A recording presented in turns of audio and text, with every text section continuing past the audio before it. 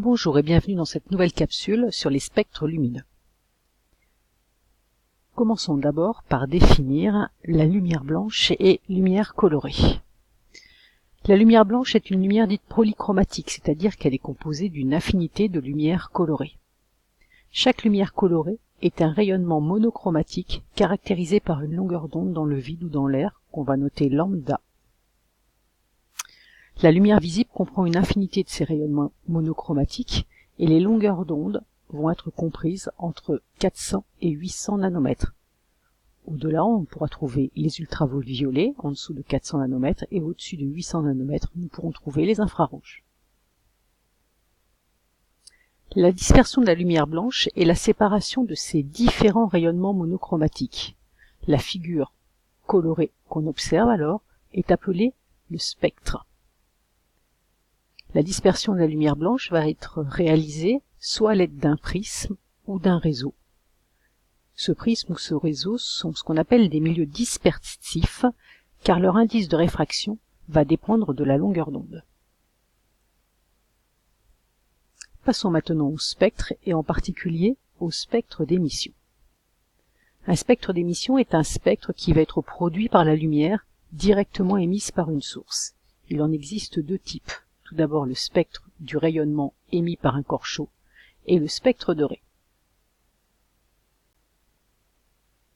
Le spectre du rayonnement émis par un corps chaud est obtenu donc lorsqu'on éclaire le prisme par une lumière qui est émise par un corps qui va être porté à haute température. Donc cette lumière est émise et elle va arriver sur le prisme. Le spectre alors obtenu sera un spectre continu, c'est-à-dire sans aucun arrêt entre le bleu et le rouge. Ce spectre dépend de la température de la source de lumière. Plus la température augmente, plus le spectre va s'enrichir vers la couleur violette. Le spectre de ray, lui, il sera obtenu à partir d'un gaz chauffé ou parcouru par des charges électriques. Là encore, la lumière sera envoyée sur un prisme et on obtiendra un spectre d'émission qui sera différent puisqu'il est composé de fines raies colorées sur un fond noir. Et du coup, ce spectre est appelé spectre de ray. Un spectre de ray d'émission est donc un spectre discontinu puisqu'on a des raies colorées qui sont sur un fond noir et donc chacune sera associée à un rayonnement monochromatique. Le spectre de ray sera caractéristique de l'atome ou de l'ion qui va émettre la lumière. Nous arrivons à la fin de cette capsule, voilà ce qu'il faut en retenir. Donc la lumière visible comprend une infinité de rayonnements monochromatiques dont les longueurs d'onde sont comprises entre 400 nanomètres et 800 nanomètres. La dispersion de la lumière blanche peut être réalisée par un prisme ou un réseau.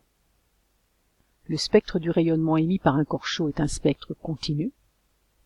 Par contre, le spectre du rayonnement émis par un gaz va être composé, lui, de fines raies colorées sur fond noir, appelé spectre de ray. Voilà, maintenant je vous souhaite un bon travail à tous.